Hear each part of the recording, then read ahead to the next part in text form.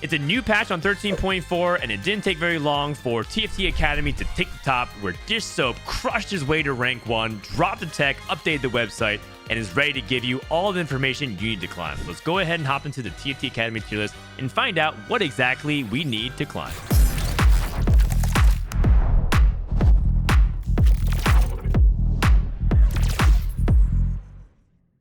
Before we begin, I want to give a quick tip because I've been getting a lot of questions and comments about how to climb if you're just completely lost on the patch and you have no direction. I think you should start by looking at your first item.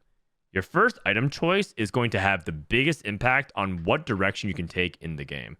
Preferably you slam something from the S and A tier because these are some of the highest impact items that you can have, not just later, things like Rage Blade, for example, on a Twitch or a LeBlanc, or an Infinity Edge on a Corki and a Jace. Those are all great, but they also going to have high impact now, and that's what's really important. A lot of people are not playing for the now as well as the later. If you can slam a really strong item onto a unit for the now, like on stage 2, then you'll preserve a lot of HP. And that HP preservation is really important because if you're trying to play for a level 8 strategy, that HP often determines whether or not you can go to 9, or you have to stay at 8 and roll for a really long time for a 4 cost that maybe you never hit anyways. And that's because right now the key to TFT for a lot of 4 and 5 composition is that it's balanced around level 9, not level 8. A lot of people think, oh, these are the 8 units I'm going to be playing, but in reality, level 9 is how you finish your composition. If you're stuck on level 8, your comp is incomplete. And this is because at level 9, you're going to be able to unlock a lot of the 5 costs and those powerful vertical traits like a 6 or 8 piece that you really need in order to get that big power spike. And it all comes down to having a really good item slam and then picking your augment after that to help support that.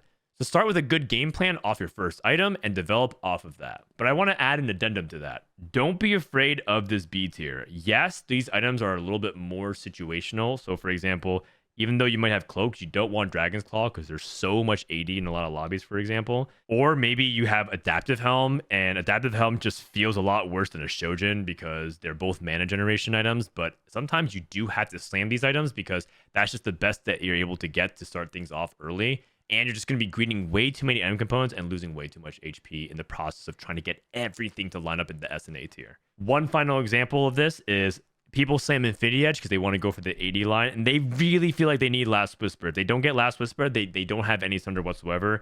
And I get it. There's a lot of crit synergy. There's a lot of good components working together, but they forget about Even Shroud entirely. And that is another form of way they can get that Sundering, which is really crucial to unlock their composition. All right, that's a lot of yapping and a lot of illustrating. So let's go ahead and jump to the comps and figure out what are the best comps to play for so we can use this information. Let's start off with the unanimous best composition in the game, Scrap. Scrap is such a versatile composition because it's one of the few compositions that you can play from nearly any spot in the game.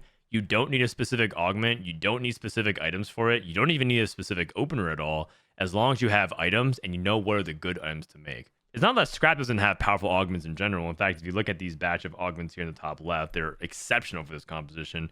Trait Tracker gives you 6 emblems, which all count as separate items, and gives you an immense shield.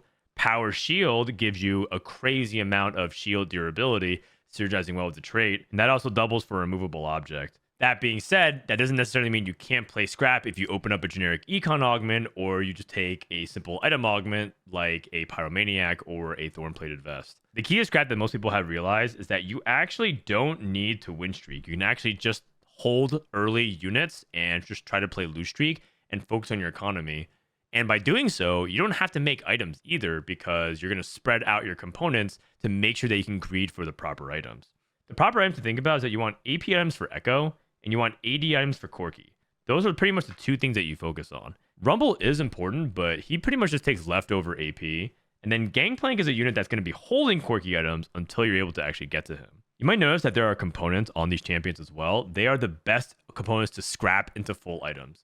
And it looks a little bit weird because Belt is not something that you put on Corki usually. But if you look at the scrap trait in particular, at 6 scrap, you get full items and they become lucky, meaning that that item is going to be a good item for that champion. So a belt on Corki, no matter what, is going to turn into a guard breaker because that's the only lucky belt item for Corki according to his typing. And that's really important because if you put something like a sword on Corki, even though he likes sword items, that sword can turn into an Infinity Edge, a Giant Slayer. It can also turn into a Shojin.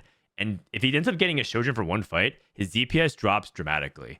And so a lot of these components are because they are guaranteed. So for Echo, for example, a tier turns into a Hand of Justice. This belt on Gangplank also turns into a Guard Breaker. And a vest on a Powder, for example, always turns into a Crown Guard. So make sure when you lose streak, you're focusing on building the proper items and that you are getting ready for a fast date on stage 4. Try to play around ambushers if you can, around Powder in particular. Things like Smeech, Camille, Powder can save a lot of HP, and they can hold these items perfectly fine. Vi is a flex unit. You can play a second Echo, or you can play around a Tristana as well if you really need to. You might notice there's not a second Artillerist for a Corki, which looks a little bit unusual, but that is intentional. Part of Scrap's win condition is to stall out their opponents and let Echo burst everything down and Corki to have good single target focus fire. And then the last thing that we talked about in the previous video, but just to recap, is that Corki wants to get value off the Scrap Shield, and he'll fly to safety in the middle of the fight. And that way you can get value off the Scrap Shield instead of expiring towards the back. And you're going to be sad because you don't get any scrap value that way. The good thing about this composition is that you don't actually need to hit Echo 2 and Corki 2 and some of these other 4 costs and Rumble in order to get to level 9.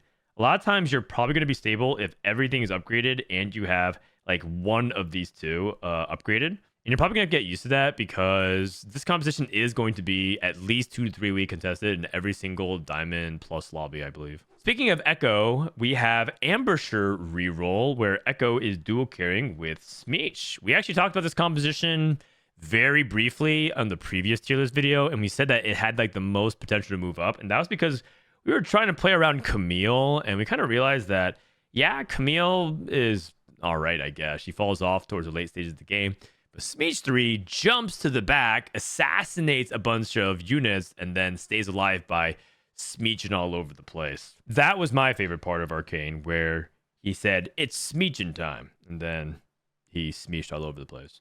They buff Smeech, they buff Echo, ambushers are really strong, and now this board cap's really, really high, especially if you get Ambusher Emblem onto, say, a Rumble or any other unit. The way to think about Ambusher Emblem is that it's like a super Infinity Edge or like a super Jewel Gauntlet, almost like a Radiant version of it. So it's very, very powerful. You can get it onto a strong unit that has a lot of damage and it'll burst like crazy.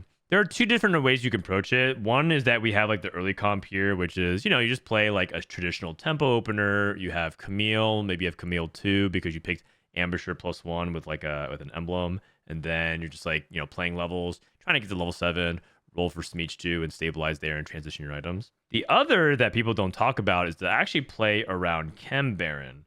And you play Chem-Baron early and lose streak, and you go for a 200 or a 300 cash out. And the reason why that's important is because you can start getting things like items and Smeeches alongside duplicators. In the best case scenario, you can actually cash out a 2-star Smeech, which is worth basically 3 duplicators, as long as you're able to get to the 300 Shimmer. So the board ends up oftentimes being 3 Chem-Baron and then ambushers. You also could play 4 Chem-Baron and try to cash out that way if it ends up being successful for you, but you do have options there. One thing to note about the Chem-Baron is that you do have to use the duplicators before you take the Chem-Baron trait out. Otherwise, you just lose that duplicators until you put it back in. So just keep that in mind in case you ever wonder, like, oh, where did my duplicators go? You have to have Chem-Baron active.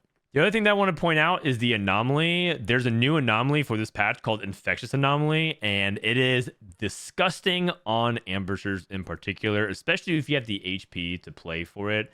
Infectious Anomaly is a lot worse if you don't have that much HP, but it's a scaling one that spreads to a different champion. So you pick up a Infectious Anomaly onto a Smeech, and then it'll buff a different random champion. Let's say it buffs Loris, which is not ideal, but that's okay. Now Loris and Smeech have the buff, and the next round, Loris will buff another random unit like Scar, and then let's say Smeech buffs the Echo finally. And then on the round after that, all 4 of these units will buff the 4 remaining units, and now your team is entirely affected.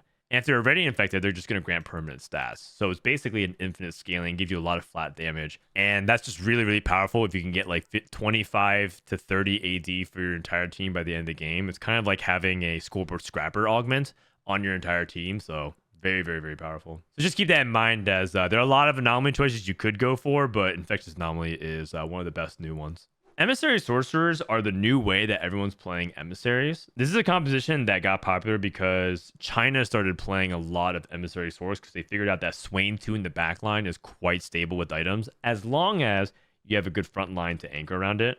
But a lot of times people end up playing really flimsy front line. They'll play Swain in the back. They'll play a 1-star Vlad, a 1-star Elise, and then they just won't have anything else. They'll play like 1-star Garen. And the reality is you need to be able to flex the new 6 Sorcerer trait and play it as temporary frontline until you hit something like Garen 2 and you upgrade on the emissaries. So if you're playing around Sorcerers, try not to just slap in 1-star of everything and just make sure that your frontline is upgraded. I'd rather play Swain 2 in the front line and then play around Nami as the item holder. So that way you have better front line, and I'll play 6 Sorc until I can get the 4 emissaries. The main downside of this is LeBlanc. LeBlanc is really hard to find on level 8, so you feel like you have to get to 9, but you need to roll on 8 to stabilize. And that kind of creates this weird dynamic of how am I going to stabilize on 8 if I don't find LeBlanc?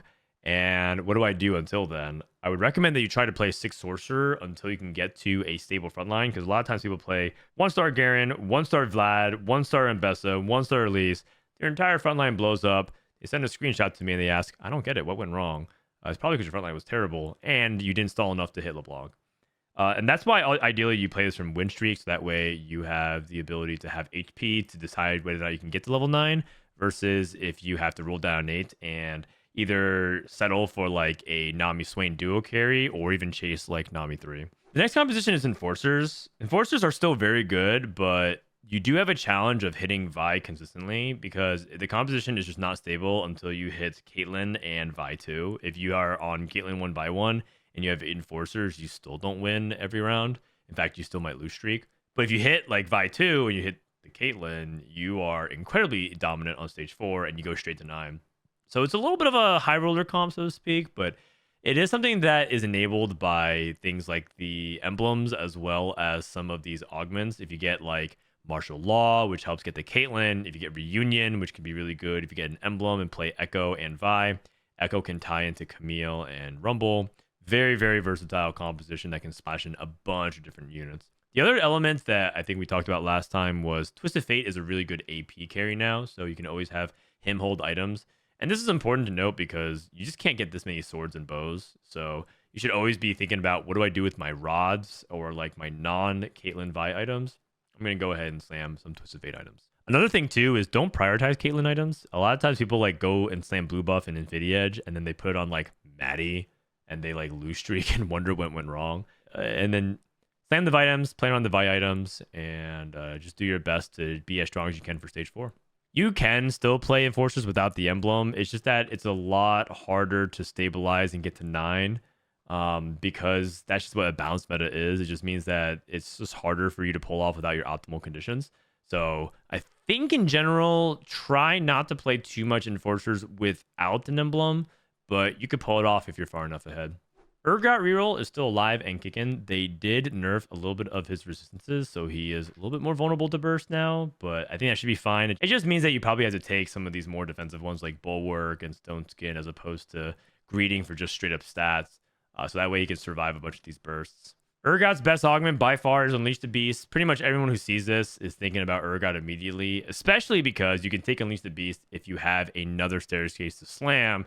You get to go for the very fun, the legendary 3 Sterix Gauge Unleash the Beast Urgot. Another Urgot spot that you might think about is about opening an artifact if you get Innovating Locket or if you get a Death Defiance.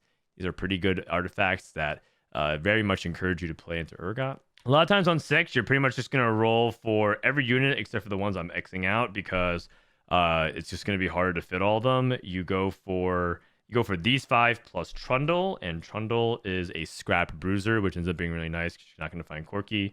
On 7, try to add like the Elise or the Corki. On 8, add the Ezreal. And for the experiment hexes, Zyra is actually pretty important. If you do get an experiment emblem, you can think about playing 5 experiments by getting to 8 and dropping to Artillerist. But only do that if you have the emblem. It's not worth doing it if you don't have it. Nocturne is still really good. In fact, Quick Strikers in general, there's another composition that we'll talk about in a little bit where you can reroll around Twisted Fate, and you kind of get a little preview of it here. We'll talk about that more in a little bit, but right now, the main thing to think about is that if you opened up a artifact like a Fishbones, a Rapid Fire Cannon, a Cypress Focus, you are thinking about Nocturne. If you have an Exalted Adventure, if you have a Prismatic Pipeline, you have a Living Forge, you can also think about angling into Nocturne because you say, oh, I'm going to get those artifacts later on. Should be something I can play into. And we stopped playing the Automata version. You play the Sentinel version. You don't have to actually play 4 Sentinels. You can take out 2 of them and flex into other traits, depending on what you hit. But this is just generally the most consistent variation that caps out pretty well. And if you're able to get to Nocturne 3 very quickly, you can punish people really hard. You still could play 6 Automata version of Nocturne. I just don't like it nearly as much because I just think Amumu and Kog'Maw don't do anything in the mid game anymore. Even though we show only one of these range artifacts, you pretty much want all 3 of them if you possibly can, because that just gives maximum amount of uptime for him to attack and spin to win. Blend, baby, blend. Renata Reroll got a pretty big shot in the arm, and that's because they buffed 6 Visionary. If you haven't heard, there's no such thing as 8 Visionary anymore, and there's also no such thing as 8 Sorcerer, which is going to be our next composition we talk about. And now instead, the 8 Visionary buff is the 6 Visionary buff, and they nerfed the effect because obviously that would be too OP. And if you've never seen it, it's that abilities heal an ally for 18% of damage dealt, which is basically like a Hextech Gunblade. So it's like a 4th item on a lot of your Visionary carries, or just like a Gunblade for all your Visionaries, which is just good in general. The other thing we realized about Renata Reroll is that you don't really try and prioritize Singed nearly as much anymore. Yes, like, 4-star Singed can be really good, but he's no longer the priority tank. Instead, you're going to go to level 6 and roll for Rel 3 and Renata 3. And that's going to be the most key point of how you actually stabilize for the late game. The items still stay the same. You want Shojin, Nashers, and Archangels, or you can do a Quicksilver instead of Nashers because everyone's playing Elise. Elise is the most popular unit in the game, and Elise absolutely dumpsters positioning like this. And you can also anomalize the Renata as well and give her some damage. So, for example, people like Force of Friendship, people like Gunback Story, these are some really good ones because that's just a lot of damage amp for Renata in order to get her up to speed. But also don't be afraid to just take like a good defensive one for Rel. Similar to the Ambusher comp that we talked about, you can also just play a Chem-Baron for the 100 cash outs. If you do end up playing Chem-Baron here, don't try to greed to 200, 300. Renata's a lower tier unit, so just cash out the 100s, get that single duplicator, and move on. The most broken argument for this is probably Mana Flow. It's just so good with Visionaries and just gives them so much extra mana and ends up just turning all of your Visionaries into cranks. Speaking of Visionaries, we're not going to go into every variation of the Black Rose composition today. We actually have 1, 2, 3, 4, 5, 6 here on the website, but the main one that's starting to make a big comeback is Black Rose Visionaries, kind of like what we played at the beginning of the set with Heimerdinger and Malzahar. They buffed Malzahar, they buffed 6 Visionaries, so if you get a Visionary emblem, slap that bad boy onto a LeBlanc, or maybe a 6 cost like Mel and even Warwick, and just watch them go crazy. Interesting to know that the itemization has changed for Heimerdinger. So we used to go Archangels, Gunblade, and Blue Buff, but now you want Blue Buff plus straight up damage because Gunblade is built into your trait now, so you don't need that.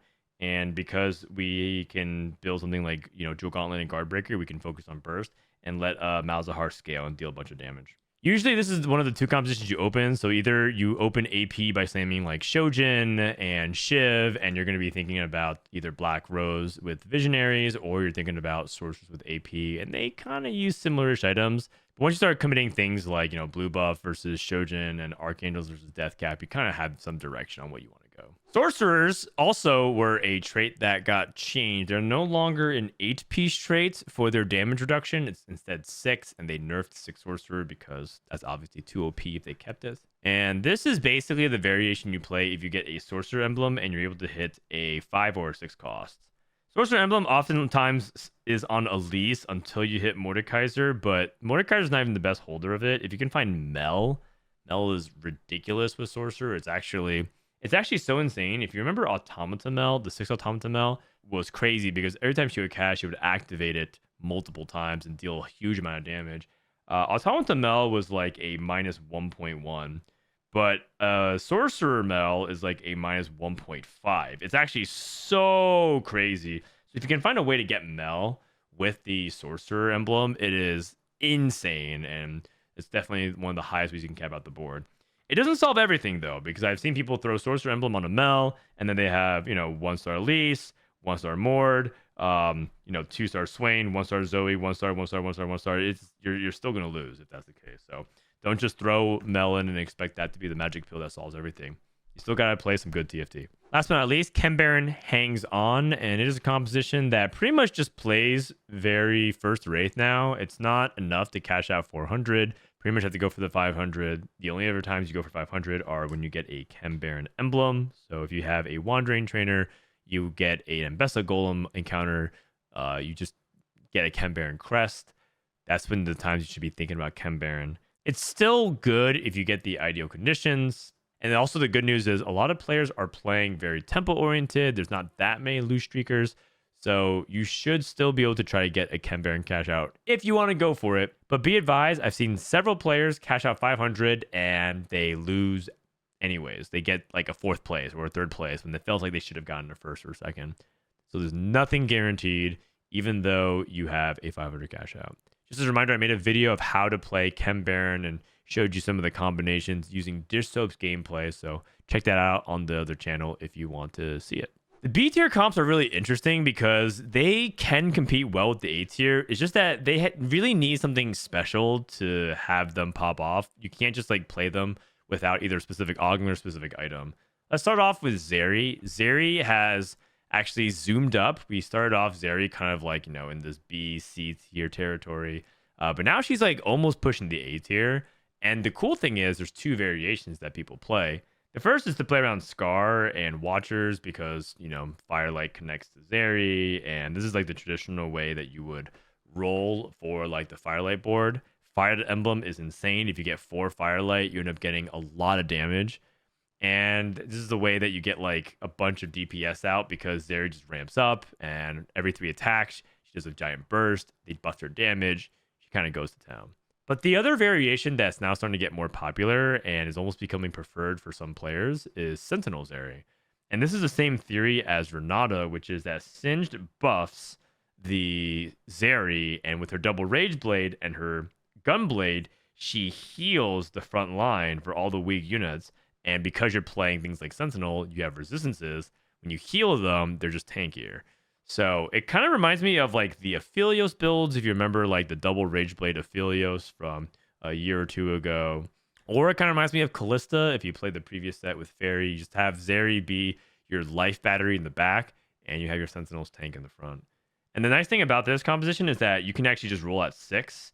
In the previous variation with Watchers, it felt like you wanted to roll at 7 for this composition because you not only want Zeri 3, but you also want Scar 3, and you also want the 4 costs, and your odds increase at that level. So you have this like sort of mismatch of like your primary with your secondaries, and you also use a lot of gold. The Sentinels don't have that problem. You can just roll at 6 because you can just play 4 Sentinel, 2 Sniper, call it a day, level, take it easy, and yeah, just basically cruise to a victory. You might be wondering, it's weird that she doesn't have Firelight, but it turns out that Firelight sometimes grieves her positioning, so that's partially why they've decided to go for that. Some conditions to look out for Zeri. The first is Starry Night. If you're able to get Starry Night, I think this augment is fantastic for Zeri. If you're able to get Anger Issues is phenomenal on Zeri and extremely powerful. The last is that she does need kind of specific items. Pandora's is the best way to get all these rods, because you might notice Zeri needs 3 rods, 2 Rage Blades, Gunblade, and maybe even some rod items to the front.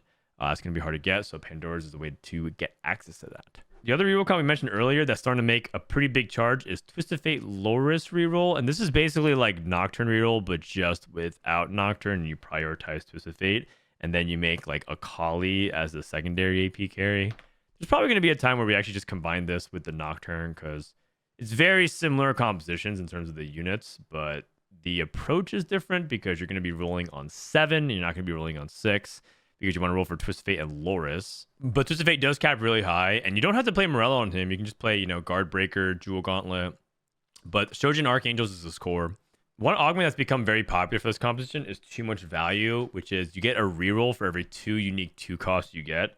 The most common way that people like to activate is Too Much Value, where you get a free reroll for every 2 costs you have. A lot of people add in sets, and then they just add like +2, and they play 6 2 costs on the board, so they get 3 free rerolls per turn. It's very, very powerful, and you can keep those rerolls turn after turn. You don't have to use them, and so you get to level 7 with 15, 16 rerolls, and you're able to like use them all on Twisted Fate and Loris. And because you kept them in, you're going to get like 2 free rerolls a turn additionally. It's very, very good. Academy has fallen to B tier. This one was a little bit surprising given that Academy felt like one of the better default lines that you could always play if you didn't have a specific augment or item opener. But it does feel like Corki is a lot more contested. It feels like you're very dependent on hitting Jace, and even a little bit of like hitting a Lowy 2 can be tricky at times if you are contested. And so it's just taken a step back from where it was. It's still good if you have an opener for it. You also kind of need to have a good academy set up for it. You need to have good academy items. Otherwise, you're just going to have like awkward stuff. Like I've seen people have like the Rage Blade Shiv one and they put Rage Blade Shiv on Jace. It's just not particularly very impressive. So make sure your academies line up. The way you generally approach Academy is that you open up 2-star Sentinels and you play around like Lux and Academy. So you have like Lux, Leona, Zyra as a Sorcerer, and like an upgraded Singed. And then you find Ezreal. You naturally find a way to bridge into Academy. And then you just play a 4 Sentinel plus Academy, Artillerist, Sorcerer, Rebel backline. And you just mix and match however you go until you can get to Jace and level up and get there to 9. Very consistent and solid. Don't go out of your way to prioritize too much Heimerdinger items, but it's just an option you can play around. Heavily depends on your academy items. Still very fun, but yeah, definitely a little bit weaker these days. Twitch. Oh man, what are we going to do about Twitch? I mean, this composition wasn't even that good without the experiment emblem in the first place. If you actually looked at the stats, Twitch without experiment emblem and Bruiser emblem actually looks quite bad, even going back to last patch. Just looking at the stats of 1 million Twitch games played with no experiment, no Bruiser emblem. They're excluded from every single game. And Twitch averages a 4.6. But adding an experiment emblem goes to a 3.7, which is an entire placement jump. And that is insane consistency. These are numbers that you're always really happy to see. And so that was last patch. Now they nerfed Twitch. And so he's worse. He's just fallen down the tier list. It was already a little bit suspect, but it is even more now. So basically, Twitch is like a high tempo composition now where you're very rich, or ways that you can guarantee an experiment emblem later on. Like maybe you're playing Mel's Blessing, maybe you just are playing on loot subscription and you're just like banking off the fact that a spatula happens. You kind of just want to like pray that everything works out. You're just like going off the TFT vibes. So basically, you just slam Rageblade Red buff and try to streak with like early Maddie. Zeri is actually quite good for Twitch as an item holder and helps anchor your early game. Win streak with Enforcers early, win streak with Zeri and whatnot in the mid game. Get to Twitch and fast dates, transition. Don't roll that much. One thing that's really nice is that Twitch and Mundo are pretty uncontested, especially because not many people are playing Silco and Dominators right now. So you should be able to hit Twitch and Mundo pretty easily.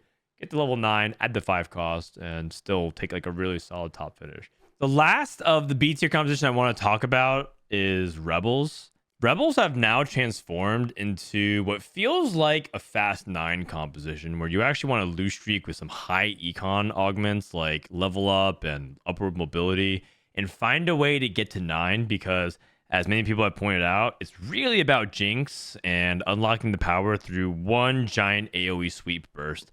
And so even if you hit Zoe 2 and Alawi 2, chances are, if you don't have Jinx, you're not going to have enough DPS to finish fights. And so they say, why struggle on 8 to hope that you hit Jinx? Let's just go straight to 9. But that's hard to pull off unless you have a bunch of econ.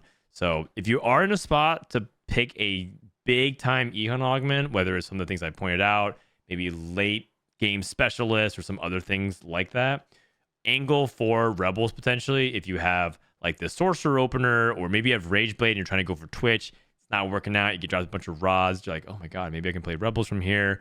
Maybe you're playing Academy and you're just not getting any of the AD items, right? You're trying to play Academy with Corki and Jace. You look around, 3-way contested. You get dropped a bunch of rods and belts and you're like, oh my God, what do I do with it? You can think about Rebels if you're in a spot to go for a fast 9. But it's pretty risky. Rebels can just die. If you can get to 9 and you miss Jinx, guess what? Your game is over. So that's partially why it's lower tier. But you hit Jinx 2, you hit Zoe 2, you hit good 5 cost, you hit a Victor still. Thumbs up. You're good to go. Very briefly, let's talk about some other situational comps here. Just a little rapid fire action. Trolling is probably the best hero augment in the game, but you do need to have Trundle items early and you need to have copies of Trundle. Do not take Trundle and Trolling if you do not have any copies of him and you don't have good items because you're just going to be too far behind tempo. This is a win streak hero augment. If you guys remember Cho'Gath from set 9, that was the Runeterra base set where Cho'Gath would eat something and feast and grow bigger. He was a mutant. I believe he was a Void Bruiser or Void Brawler, and he would eat something and grow permanently bigger and bigger. We call it Cho Bite 'em. It was a really fun build. That composition was a win streak 1-cost reroll that played around Bruisers, and that's similar to Trundle here because he scales infinitely, but he needs to be playing from ahead. So do not try to play from loose streak and open. It's just not very good. Generally try to play from ahead. Combat Medic Steb is actually quite good because they buffed Steb as well the previous patch. But now you can play him in 2 different ways. You can play him in the Enforcer way, or you can play him in the Bruisers. Both are good. The reason why you end up playing Bruisers more often is because you can't get an Enforcer emblem very easily, especially if you have one of your augment spots dedicated to Combat Medic. So just keep that in mind. Both variations are quite good. Enforcers cap higher, so you have a much higher win rate, but I think your higher top 4 rate with just Bruisers. Gloves Off got buffed. They buffed Vander, and this dude is an absolute menace. I actually think secretly this might be low S tier. Vander 3, when you get a 6 Watcher as well with like a Watcher emblem, is just unstoppable. You cannot burst him down. And I've seen him take, Corki 2, Echo 2, Rumble to the face, and he didn't even get phased if you have like a good anomaly on him. So Gloves Off Vander is a beast. And last but not least, remember that because Sorcerers changed, that also changes Vladimir a little bit. You can think about 6 Sorcerers. You can think about Emissary Sorcerers.